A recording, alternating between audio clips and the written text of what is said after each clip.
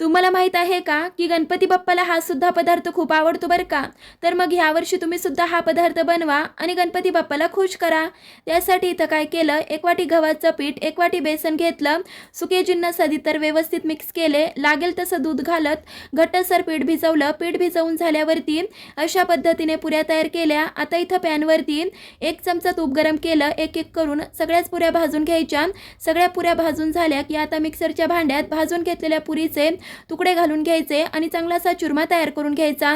आता ह्यामध्ये 1 वाटी गूळ घातला, पुन्हा चांगलं बारीक केलं. तयार करून घेतलेलं लाडूचं मिश्रण एका भांड्यात काढलं. एक साधारणतः अर्धा तास असंच राहू दिलं. अर्धा तासानंतर आवडीनुसार बदामाचे तुकडे, पाव चमचा वेलची पूड, पाव चमचा किसलेलं जायफळ घालायचं.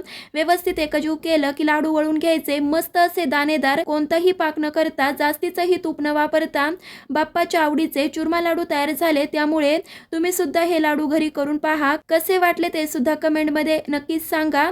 लाईक शेअर सबस्क्राईब ही नक्कीच करा. धन्यवाद.